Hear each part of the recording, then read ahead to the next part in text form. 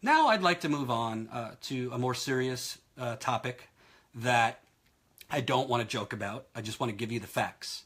So I actually know someone whose kid went to Parkland, the high school down south in Florida. I haven't spoken to him, but I know that his kid, fortunately, made it through. Is obviously traumatized. So I'm not going to say his name, but I'm thinking about you. Um, you know, I think what we lose sight of here, whether you're on the pro-gun side of things, whether you're on the gun control side of things, is what the Constitution actually says. The Second Amendment was made when we had muskets. The Second Amendment was made when, we had small militias. The Second Amendment was made when we did not have 330 million people living in the country. And the First Amendment says the right for the pursuit of happiness, the life, liberty, and the pursuit of happiness. Well, you can't pursue any of those things if all our fucking kids and adults are getting murdered.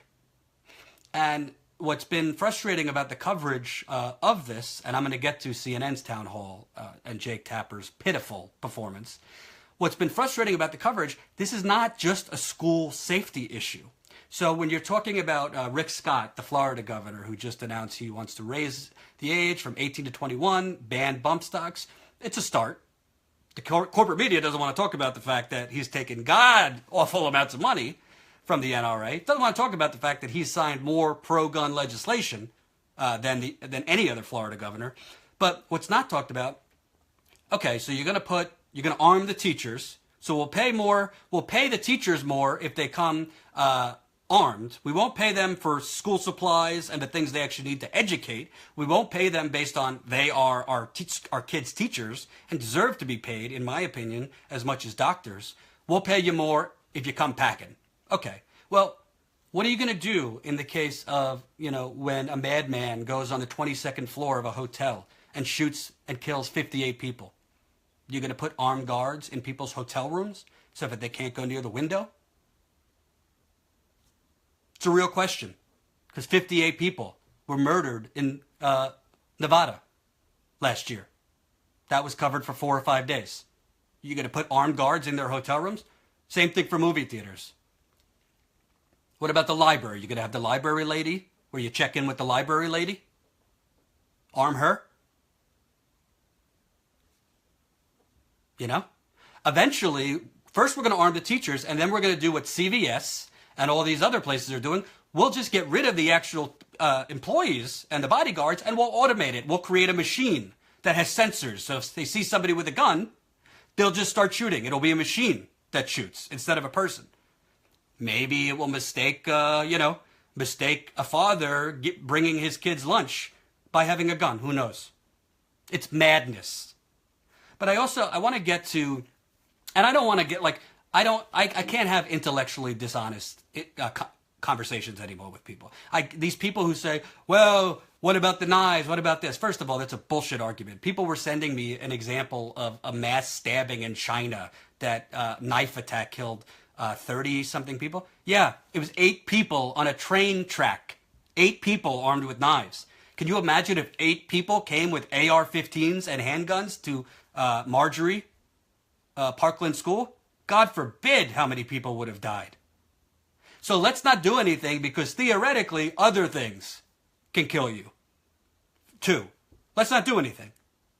But what made me crazy about CNN's town hall, which I watched in full, we have this, the media has put out this idea that a moderator, and Jake Tapper was the moderator, a moderator's role is not to challenge falsehoods. A moderator's role is not to state facts or to interject. You remember in the 2012 election, then CNN's Candy Crowley was crucified for correcting Mitt Romney on something related to President Obama said. So the moderator apparently is supposed to just sit there and just keep it moving. No, that's not journalism, folks. That's not journalism. So you had Marco Rubio, who said things repeatedly that were not true. But You literally had parents and 17-year-old students do a better job challenging his falsehoods than the actual journalist there, whose job it is to state the facts. This is a nationally televised town hall. It probably was seen in airports. It was seen all around the world. It was actually CNN's highest rated town hall of all time. They had 3 million people watch. And by the way, I love shitting on CNN. Give them a lot of credit for doing it. That's what you should do on important tragedies and news stories. They should do another one about Puerto Rico, which still has a lot of people without electricity and people dying and drinking dirty water. Don't hear about Puerto Rico anymore. So you have Marco Rubio is not being challenged by Jake Tapper on his lies. He's being challenged by teenagers. But what really drove me insane was Dana Loesch, who's the NRA spokesperson, who frankly, I don't say this lightly, is an evil person. She's an evil person. I can't believe she believes what she's saying. Dana Loesch repeatedly lied. And her lies were so egregious and so obvious that literally a 2-year-old could have pointed them out. So share this video. Let's get this out there, by the way. And like I said, Jen is putting it in there. If you're not subscribed, subscribe to Patreon. If you want to see real independent media, let's put our money where our mouth is. $5, $10, $15. There's different rewards on the Patreon. As you can see, I'm fired up. It's been a while. So you have Dana Loesch saying the NRA is for tightening up background checks. The NRA is for the mentally ill not having access to guns. The NRA is for enhanced background checks, like I just said. The NRA has been lobbying against enhanced background checks for years. The NRA literally lobbied President Trump to repeal a regulation Obama put in, credit to Obama, that made it harder for those mentally ill to get a gun. The NRA has lobbied so that Trump will make sure people on the terrorist watch list can get a gun. And by the way, there are a lot of people wrongly on the terrorist watch list. But honestly, I'd rather take the precaution, even if someone's on the terrorist watch list wrongly, I'd rather deal with that and get them off than make an error. So the NRA are literally terrorists. That's why companies are now saying goodbye. You've seen over the last 48 hours, many, many massive companies and their financial relationships with the NRA. So you have literally, the NRA spokesperson is lying on stage in front of 3 million people about background checks, about therefore tightening up gun laws so the mentally ill cannot get guns. Jake Tapper doesn't say anything. Doesn't say anything. How is the audience supposed to get woke, as the cool kids say, if perpetual lies are allowed to sit there? How does that happen? We can't expect... I love those teenagers. I think they're doing amazing things. This shows what activism could do. But it's not the teenager's role to fact check the lying NRA spokesperson. I mean, I'll just read you on the mentally... the regulation Trump did away with, that Obama, that made it easier for people who are mentally ill to get guns. So, in the wake of the horrific school shooting in Parkland, Florida, that left 17 dead, media renewed focus of an Obama-era regulation repealed in the early months of the Trump administration. That rule would have given the National Instant Criminal Background Check System, which is used for gun sales, access to Social Security Administration data, including the names of individuals receiving certain federal mental health benefits.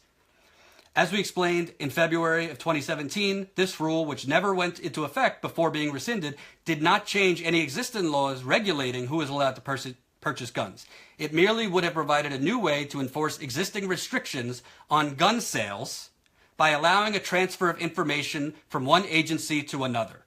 There are now, and have been for some time, laws that seek to limit gun sales to anyone, quote, who has been adjudicated as a mental defective or who has been committed to a mental institution. The Obama rule would have prevented an estimated 75,000 people with mental disorders from being able to purchase a firearm. It was crafted as part of Obama's efforts to strengthen the federal background check system. Well, in fairness, it never went into effect. Trump made sure it didn't go into effect because he repealed it. And you know why he did that? Because the NRA gave Trump $30 million. The NRA put $30 million into Trump's campaign. Remember Trump during the primary? I'm not taking money from the special interest, and I'm not going to be a puppet like Jeb Bush and the rest of them. Well, he became a puppet very quickly in the general election, and he's certainly a puppet now. So, my point is, great that CNN did this town hall. More power to you. But what's the point if you have this platform and you have 3 million people watching and you have a lot of those people, young people. Young people are galvanized around the country now. We're going to see a march for life in March for gun safety and for gun reform. Oh, dare I say control. What is the point of doing this if the journalist there is going to sit there? The journalist literally challenged the audience more for booing Marco Rubio than it challenged Marco Rubio and Dana Loesch for lying. That's not journalism. What he was doing there is trying to be the neutral, fair arbiter. And you know what? I don't like Marco Rubio. I think his advisors told him to go there because he's going to run in 2024. And you look like the brave guy.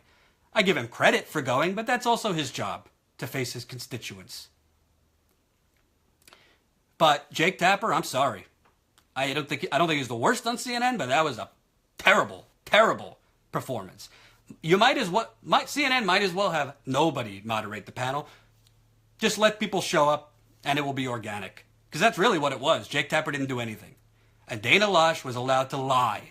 Can you imagine if Jake Tapper would have actually challenged her on her lies and pointed out when she says we're for tighter background checks, we're for guns out of the hands of the mentally ill, if he would have challenged them and that soundbite went on repeat, and repeat, and repeat, and repeat, how many more companies do you think might be boycotting the NRA? With the facts out there. Unreal. Really is unreal.